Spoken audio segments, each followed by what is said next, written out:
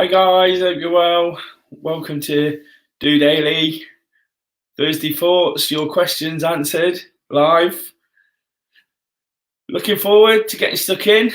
Des here, of course. Looking forward to getting stuck into those questions that have been offered up.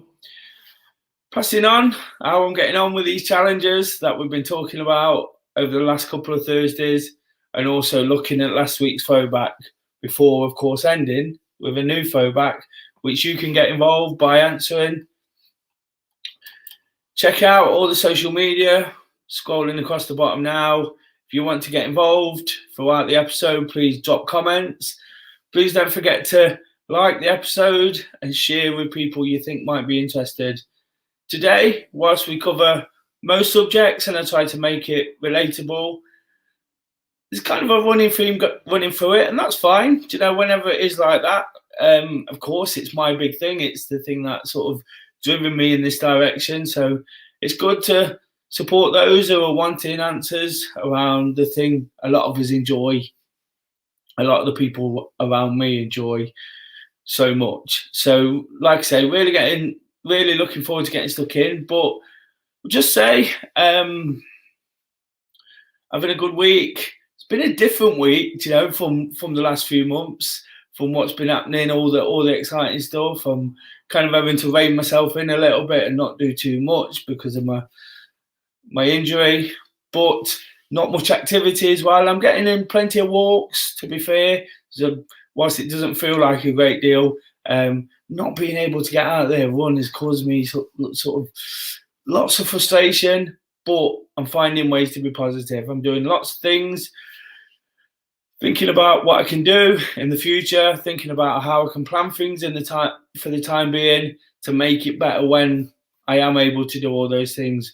Lots of exciting ideas sort of popping into my head whilst I can't do other things, which is a little bit dangerous. I've already got enough to work on, but it's all good stuff, isn't it? And when we've got lots to aim for, lots to work at, we're generally in a better state of mind, and that's the way I feel at the moment. Like I say, lots still to do, lots I'd love to be doing, and there is frustrations there with the lack of activity. I want to really get sort of into some good routines and habits and start working at some of these targets I've been talking about.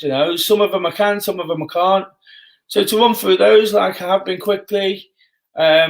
No takeaway coffees until the end of the year. Still not had a takeaway coffee. Again, I'd love one.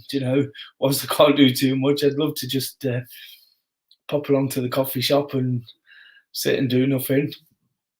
But unfortunately, the challenge says I can't have them till the end of the year, so I haven't. Run a sub 27 5K. Well, at the moment, I'd love to run a 5K. It's now been over, nearly 2 weeks since I last ran, which, like I've said already a couple of times, it's really frustrating. But all I can do is hope that this improves. It's causing me a lot of pain at the moment. So even just moving about is quite tricky. So I am actually trying to rest as much as possible. Of course, I do need to get a walk in and get some sort of activity. So I'm doing that. But running at the minute is a little off the cards. I'm sure if I can get back to it in the next few weeks, I can work away at that and give it a good go. Get 200 subscribers. Again, this one requires your help. I'm up to 171, so again, another 2 or 3 ticking along, getting there steadily. It'd be great to sort of hit that one. Lots of the things I've been thinking about in this last week or so surround the channel, things I can do to try and improve what I offer, and again, just to keep being honest, keep being relatable. That's an important thing about what I do. Anybody who's seen the episodes this week, will realise that that's definitely what I've tried to be, so I'm going to keep ticking along, but hopefully introduce 1 or 2 things, which might just help with that one. But like I say, if you can help, if you can encourage people to follow, that'd be absolutely brilliant too. Do 5 park runs you haven't done before. I mentioned the fact that I haven't run, but I did actually do a park run at the weekend, another new one. So that's 2 in 2 weeks. 2 new ones in 2 weeks, and I'm looking to do one this weekend. I walked it. I didn't run it. It's a different experience when you walk around in front of the tail walkers, but it's still a park run. That's what park run's all about these days: walking, running, spectating, volunteering. So I got there and did it. Like I say, really sort of enjoyed it. It was one on my doorstep, really. The only one in Nottingham I've not been to, Woollerton Park, somewhere I've ran a lot, somewhere I know particularly well. So I kind of knew what to expect, but enjoyable nonetheless. And it's another one off those 5. Hopefully that'll be 3, like I say, this weekend. Looking at going to a brand new one just outside Leicester, Watermead Country Park. Lose an average of £2 per week between now and Christmas. Probably lost about £1. It's a bit tricky because of the lack of activity, but I'll keep plugging away, still trying to make those changes, particularly during the week. It's a bit easier, but I suppose I'll have to start looking at things at the weekend and making those permanent changes for the sort of, not permanent, but as permanent as I can make them for the time being, if you get what I mean, just to try and sort of assist the fact I'm not running so much. So when I'm running, I probably find that one quite straightforward, but at the moment it's just proving to be a bit tough. Something I really want to achieve as well. So I'll keep on at that. So that's those up to date. Sort of cracking on with last week's throwback question, I put out there to you guys about who would you like to see on the channel again. I was talking about subscribers there, and how I could perhaps entice more people to view and get more people looking in. So one or two ideas sort of surround other people and potentially bringing people in. Got nobody lined up. Got no big ideas. What I just thought I'd do is throw the question out there about who would you like to see. Like I say, no one lined up. Not got the biggest contacts in the world, 1 or 2, but not the biggest contacts. So it was just to try and get an idea of who inspires people, who people like to listen to. I'm always talking about podcasts and listening to motivational speakers and things like that, and that's where I get my information from. Some of it I try and pass on, some of it I'm learning from all the time, trying to digest and understand a bit more, to help myself to sort of continue on this self-development journey. So just looking for an idea. There's no sort of wrong answers in this. And I've got a few responses. Kay says she'd love to see Des chatting to Charlotte Purdue about her being left off the Tokyo Marathon team. Kay really enjoys watching Charlotte Purdue, a bit of an inspiration. I was going to say the best GB runner, but the fact she wasn't on the team suggests otherwise. But she is a very good sort of marathon and half marathon runner, long distance runner, and like I say, she proves to be an inspiration to Kay, somebody she can relate to and understand how well she performs, by doing running to some degree. Dawn said Kevin Campbell, after seeing him on Mr. Daw, he'd be so entertaining and seems to get the exercise mental health connection too. Yeah, this is Kevin Campbell's an ex-Forest player, quite a big name in football, forged a career in Premiership football. But Mr. Daw, whose channel I go on to talk about football, he was doing a Q&A and he invited me on. And I mentioned the mental health to Kevin Campbell, and he was really supportive of what I did. I did actually drop in a cheeky, if you want to come on. But who knows? Maybe I might be able to get him to come on and talk about mental health. He's a really infectious and enthusiastic guy. One of the reasons I like Kevin Campbell and Mr. Daw and what they do, is because they're really sort of enthused and get excited about what they do. And that's brilliant, isn't it? When people are really sort of happy and willing to sort of put themselves out there, that's absolutely fantastic. So who knows on that one. Steve says Ant Middleton, of course, probably way out my reach, but what a guy, and the things he does, probably about 4 million rungs higher than me on the ladder in terms of inspiring people and passing out a message and doing epic things, but it'd be great to have someone like that. Kirsty and Rachel said Richard Whitehead, a local guy. For those that don't know who he is the Paralympian who goes to the Olympics every time. It's sort of staged in the last few years, won gold medals, lives in Nottingham. So, and I have actually met him before. You know, I do know Richard. So who knows on that one? And really sort of inspirational in these parts, and what he's done is absolutely brilliant. So again, you never know. Ian said Steve Cooper. Anyone who doesn't know, this is a football connection. Steve Cooper is the New Forest manager, pulling up trees, literally. Really started off well and got us all excited again after a pretty sort of disastrous time. So, yeah, it'd be really interesting. I'd love to speak to him too, you know, and the impact he's had. Again, another guy who gets the sort of, he's just got a positive vibe about him, you know, somebody who really sort of understands the importance of communication and connection. And again, this is part of what I'm trying to do here. So that'd be interesting. John says Vicky McClure, another local legend, you know, of course, from the television. This is England. What's the show called on BBC? Can't think. Everybody knows. Somebody drop it in the comments. Let me know what the show's called. I can't think.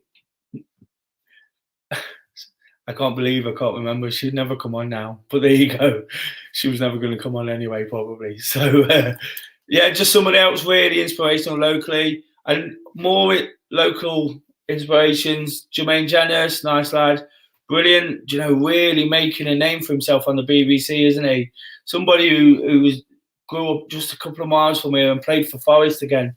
And then Graham Swan played for Notts in England, you know. Really sort of bubbly character, really full of beans. So they'd be interesting to talk to. And then finally, Mr. Daw himself says, anyone happy enough to talk about their own mental health, you know? And I think that's really, really important to stick that one in there, because it's interesting to know. I think these comments are coming in now. So Megan said line of duty. Dawn went far behind a line of duty. That's it, of course. A little bit guilty not watching it myself. So again, I'm probably doing myself big time out of Vicky McClure here. So not to worry, like I say. But going back to Daw's response there, anyone happy enough to talk about mental health? That's brilliant, isn't it? Because I'm happy enough to talk about it. And it'd be great sometimes. I have spoke to one or two sort of known people in the past, Mark Crossley, Mark Dennison off the radio here in Nottingham, you know, and they've spoke about the connection between activity and how it sort of improves what they do.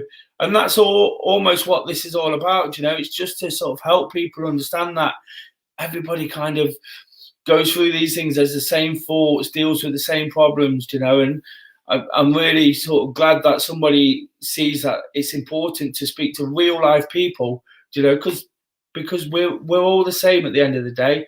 Whatever sort of fame and fortune people have and status, you know, everybody's exactly the same. We all experience the same things. I'm trying to just sort of pass on what I experience, what I feel, what I do, you know, because I understand it's just normal. And the problem is sometimes with these things is we look at others and think, oh, well, they're all fine, or they're rich, or they're famous, or they're a nobody, and everybody gets categorized, when the reality is, you know, that's not how you're inclusive, is it? But by sort of being yourself, being open, being honest, you know, everybody talking to everybody, you know, it becomes an inclusive thing, doesn't it? And everybody can get a better feel for how people are suffering or experiencing it, or how they're enjoying the good times. And that's all I'm trying to do. So I thought that was really useful. Thanks for that, Daw. And then Hannah, another local one there, Stoke Broad. And like I say, that was just, it was kind of a quick exercise just to see what people were thinking there, you know, just to see, like, I did ask a few people and it took them a while to answer. And I thought, well, it should be that thing, you know. You know, for me, the people I'd love to speak to, there's lots. Kipchoge, Mo Farah, Mo Farah, real heroes in terms of running. Football, that endless Stuart Pearce. If I could, Brian Clough, but obviously that's impossible. Nigel Clough, even some of my heroes, Stan Collymore. And then all sorts of walks of life. There's different people, isn't there? There's guys I listen to on podcasts. I mentioned last week Tony Robbins, who's like the ultimate motivational guy out there. Trying not to put him on a pedestal and differentiate, but he's the guy that is really sort of forthright in his views, and I take so much from. So yeah, it was just an idea to see what people were thinking there, and who inspires, who sort of floats people's boat. And for me personally, I love listening to people. I really love listening to, and I know this is a real problem in life. People actually listening is difficult. When there's a voice or someone, Ian Botham, for example, I love cricket, but when Ian Botham talks, I listen. He's just one of those guys. He's got a strong opinion, talks a lot of sense in my mind. And you listen. Like Brian Clough before that. There's certain people in life, who, when they've got something to say, I mentioned Denzel Washington last week, you listen because it's going to be worthwhile. And that's all I'm trying to get to there. Just sort of understand what sort of where people take different inspiration from. Who knows? I could work at trying to get one or two of those. They're probably a bit too important for DOdaily, but you never know. So I'll keep working hard at what I do, and hopefully one day one of them might pop up. But thanks for the feedback. Really appreciate that. Of course, there'll be another throwback question at the end you can get involved in. If there's anyone else that springs to mind now I've said what I've said, please drop it in the comments. I'd love to read those out. Cracking on into the questions. Question 1, this week, is there anywhere which doesn't currently have a part one where you'd like to see one?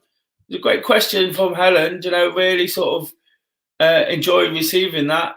I know Helen's heavily into part one herself, so it's an interesting one, isn't it? I've been looking back in those targets at trying to complete new ones. And whilst there's not anywhere that really springs to mind, what I would like to see from Park One, and anybody can get involved in this, whether you're a runner or not. I mentioned the fact I walked last week. I'm planning on walking this week. Anybody can get involved and go and enjoy what they're all about. But what I'd really like to see is more Park Ones in less affluent areas. I come from an area in Nottingham, Bestwood. It is what it is. I'm not labelling it. I'm not calling it anything. But it was a council estate. And I'd love to see more Park Ones in this type of area. Bestwood would be the ideal place. There is actually a Bestwood Village, Bestwood Country Park Park Run, or Bestwood Village Park Run. I can't remember exactly what it's called, which is 2, 3, 4 miles from where I'm talking. What I'd like to see is more park runs in urban areas, inner cities. It's amazing the number we've got already. I'm not criticising Park One by saying this, but they're almost in country parks around the edge of towns or out of towns. The one I'm going to at the weekend is just outside Leicester, like I say, and it takes a bit of travel, but not everybody's got that accessibility. Not everybody can sort of find it for themselves. I'd almost want now is Park Ones to start popping up in urban areas, in council estates, in sort of deprived areas within cities. Not quite sure how they do it. I understand there might be a problem with space and logistics and parking and all sorts of different things. But again, to be as inclusive as they possibly can, I think that would be absolutely brilliant. I do a group on a Tuesday called City Slickers here in Nottingham, where it's just outside Nottingham city centre, but it's in a community. It's within Sneinton, on the border of Sneinton and St Anne's. 2 areas known for sort of being a little bit sort of deprived, a little bit that you don't get many people as active as they should be, and I'm just trying to sort of pass that message on all the time that we're here and we're available to help. I think somebody as big as Park One and the brand name that comes with it, could really do a good job in enticing people and encouraging people into activity. What I do on a Tuesday is almost to sort of build people up to 5K, to get them to places like Parkrun and to our other groups. Don't get me wrong, there's a bit of sort of trying to encourage people to use Do Running, but if anybody needed any help in building up to get to the 5K Parkrun, whilst, like I say, anybody can go and you can walk, you know, I can understand people might be daunted. So I'm just looking to support in whichever way we can. But for me, the short answer to that question is I'd love to see them in more urban and built up areas. You know, there's parks, they might require a few more laps than the 2 or 3 you get sometimes, but you know, it'd be really interesting. And Bestwood itself, you know, Bestwood Estate where I grew up, you know, would be a great place. There's a big park there, you know, there's a big football fields and things like that. And whilst it might not be as pretty and picturesque as some of them, you know, it would still serve its purpose and encourage people to take part. And that's what I'd like to see. So thanks for that question. Really, really appreciate it. Question 2, do you find it harder to go out to walk, run when it's cold and dark? How do you motivate yourself?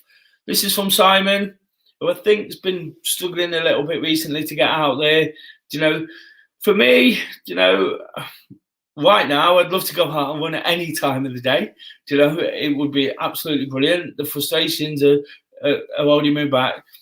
I actually like running in the dark. And whilst I don't necessarily sort of push for other guys to do that, you know, I take measures. I wear my torch, you know, I wear bright clothing. I try to stick to the well-lit areas, you know, and the places I know are quite well populated. Try not to go too far off the beaten track. But I absolutely love it. You know, when it's a bit cooler, when I can get out, when I can't do too much else in the daylight. You know, sometimes on these winter evenings when we don't have too much to do, we tend to do more in the summer. It's brilliant just to get out and sort of attack the night almost, you know. It feels slightly more epic for me. Of course, I love running in the daylight. When the summer comes around again, or when I get a chance at the weekend or in the week to get out during the day, it's always a bonus. But for those who have a conventional working day, a 9 to 5 or whatever sort of variation of that, you know, there's no reason you can't get out there in the dark. You know, tonight in particular, it's a mild night tonight. I keep saying how mild it is for this time of the year. Why wouldn't you get out there? You know, of course, there's issues, health and safety, and sort of wider issues to worry about. But if you feel safe doing it, there's no reason you shouldn't. The motivation just comes from wanting to do things, setting myself targets, those things I mentioned before. One of the reasons I set those was to sort of help myself kick in when the clocks changed and the nights became dark, you know, because we can all lose a bit of motivation from the clocks changing. Seasonal affective disorder, you know, really plays a part. You hear about people in the north of Norway and the suicide rates because there's no daylight. So it's important to use the daylight wherever possible, get out for a walk, but also not let the darkness define you, you know. I'm not saying be completely ignorant to it, but don't let it define what you're doing. If you want to run, you know, don't let it be an excuse. Find an excuse to do it, not an excuse not to do it. And believe me, just that mindset, when I try and find an excuse to do something, I get out there and do it. The dark doesn't really affect me. So do I find it harder? No, not really. I find it a little bit easier sometimes by the fact it's a little bit cooler. How do I motivate myself? I just keep working on the targets, keep working on the longer term project. You know, when it comes to things like marathon training, I've done the London Marathon in the spring before. So it meant getting up at 5 a.m. at -5, you know, to run 8 miles and then go to work and then perhaps go on a run later that evening, you know, and it's just what you have to do if you want to achieve things, if you want to get out for a run, if you get that much from it. Remember how important it is. If you really, really don't enjoy going for a run in the dark or walk or doing your activity, whatever sort, go to the gym, go swimming. There's different options. Do something at home.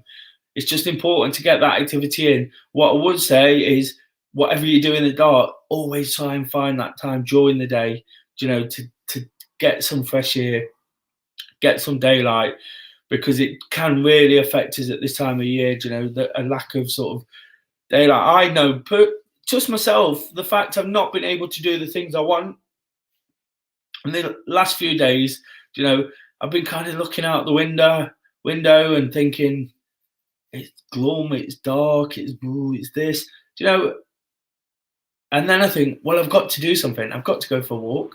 At the running club last night, I could have easily said I can't run, so I won't do it. Went for a walk around the block, and enjoyed that. So it's just about doing whatever you can, isn't it? There's a few ideas of how you can deal with the dark there, but for me, it's about not letting the dark define you. What's more important, the dark or running? For me, it's running. Of course, I've said it many times already. I'm not being too flippant, because we have to be careful and we have to sort of think of our health and safety as well. So it's just about finding a different approach, and making the most of it.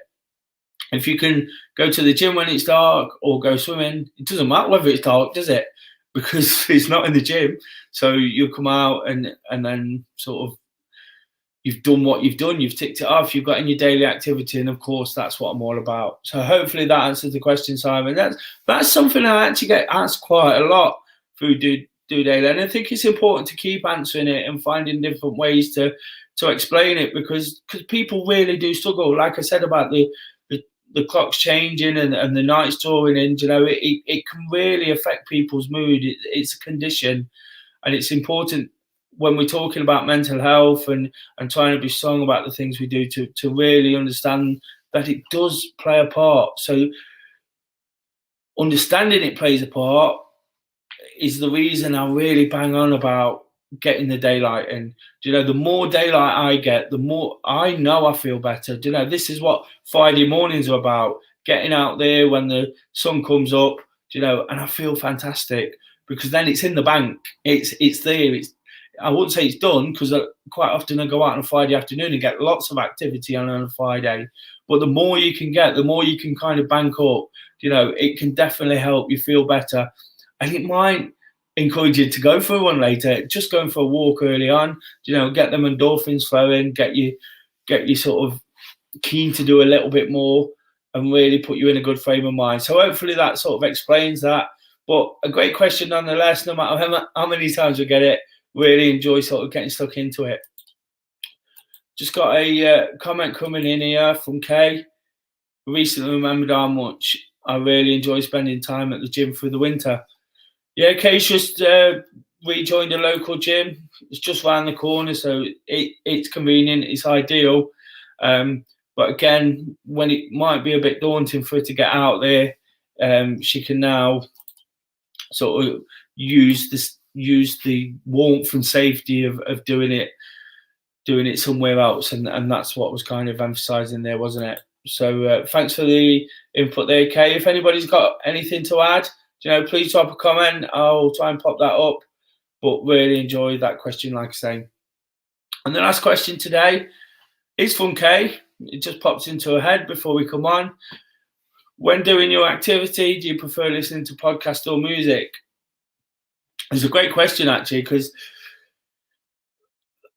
first things first is actually listening to anything or nothing. I go through spells, really, of listening to podcast. I go through spells of listening to music when I'm out running, when I can do it. And then I go through long spells of not listening to anything, just going out and running and taking in my surroundings. Don't know why, And when I put music back in, I think, why have I not done this for so long? And then eventually I kind of get a little bit bored of music, and then sort of, or just not do it. Probably subconsciously get a little bit bored of it, and then stop listening to music. In terms of podcast or music, I listen to a lot more podcasts now. I'm always talking about these things I listen to, the things I do, the things I want to sort of learn and take knowledge from. When I'm running, I will probably only listen to music because I can't really concentrate on the podcast. It's difficult. Sometimes I try, but it can be quite difficult when I tend to play little games in my head with distance and time and wanting it to be over. Always want it to be over. It's not easy, is it? So when I'm running it, I find it hard to focus on the podcast. And sometimes when I'm listening to music, I'll just burst out the line if I'm feeling good or just want a release of energy. People must think I'm a bit of a nutcase, but just every so often I'll just shout the line out, and it just gives me that sort of energy to keep going, that positive sort of vibe to push on. So when I'm running, it's music, but I really, really enjoy listening to podcasts when I'm walking. When I take the pace off during the day as well, when I need to have my wits a bit more about me in terms of if I've got my headphones in, and I need to sort of know what's around me. It's a lot easier, when the music's not blasting in your ears. So yeah, walking is where I do all my kind of research, all my learning, all my understanding, all this motivational stuff. I do a lot of telephone calls when I'm walking as well. So it's really interesting that I use my activity to double up. And I know, for example, if I've got a call to take and I'm going to be speaking for half an hour, I'll stick my headphones in and go for a walk. And it's absolutely brilliant because then it doesn't even feel like exercise, does it? But for me, probably music running, podcast walking. But the running is kind of 50-50 is music and nothing. I know people who don't listen to anything ever and go on long sort of drawn out runs. And I find it a little bit bizarre, but each to their own, it's absolutely up to them. Some people can't stand music. Some people can't do it without it. I know Kay herself uses it. She says she uses it as a bit of a comfort blanket. Even when she's doing the big races, it's kind of in the background, just to sort of help her in the moment she needs it. So yeah, it's really interesting. If you've got any sort of preference, please drop that in the comments. We'd love to sort of know what people think in terms of that. There's one here. Dawn, I started to listen to Will Mellow and Ralph Little podcasts. I had to stop as couldn't run as I was laughing too much. Well, there you go. If you find people funny, but again, it's that concentration thing, isn't it? Sometimes when you are running, it's probably just a bit easier just to sort of go into subconscious mode and blurt out those lines, like I was saying, rather than sort of concentrate too hard. Sometimes we have to concentrate on where we are when it's dark, especially, our footing and whether we're in safe areas. So interesting stuff there, but again, another great question. Really enjoyed getting stuck into those. Like I say, if you've got anything to add, I'd love to sort of read that out. Another comment coming in from Kay.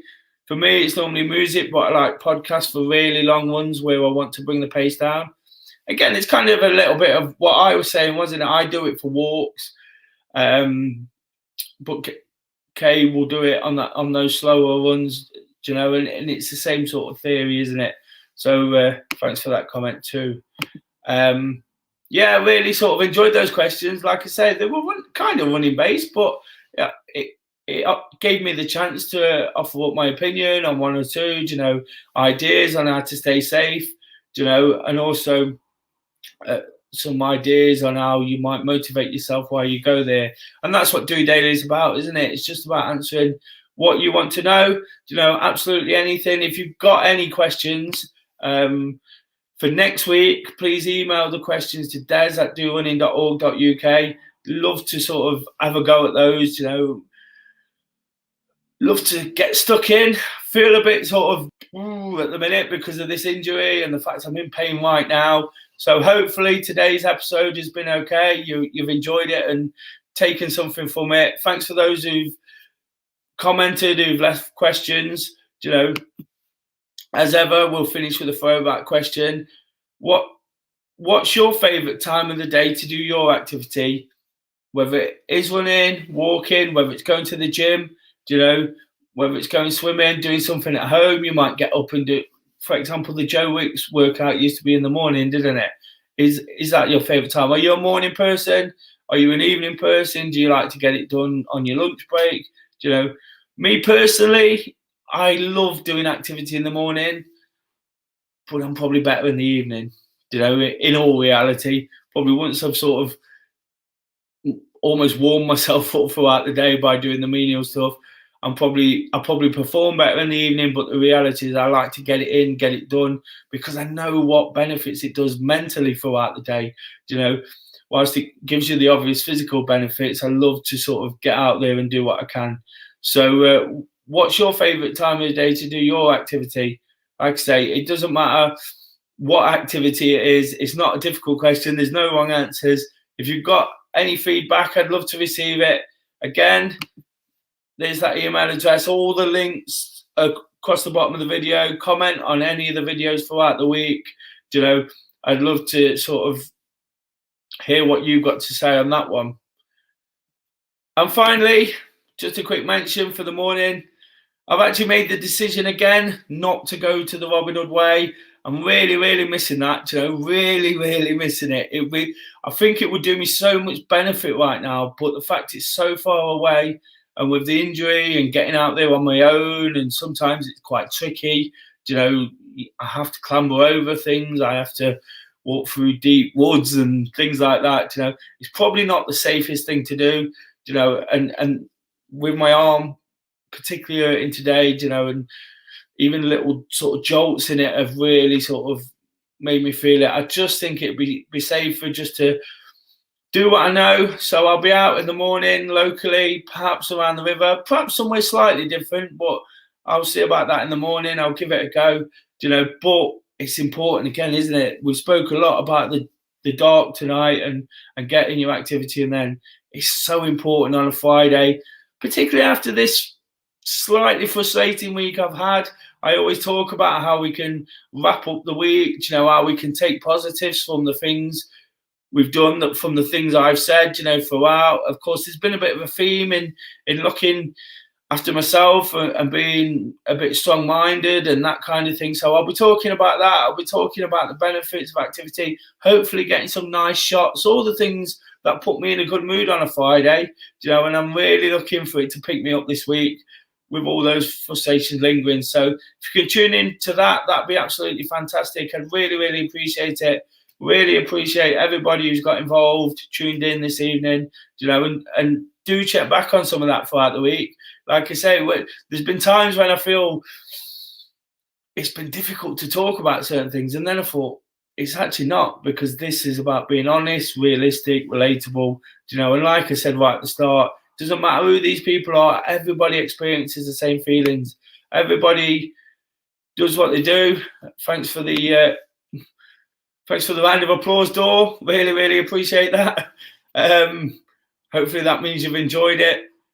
But yeah, it's just about trying to be as honest and relatable as I can. I'll keep working at those targets. I'll keep pestering you for questions.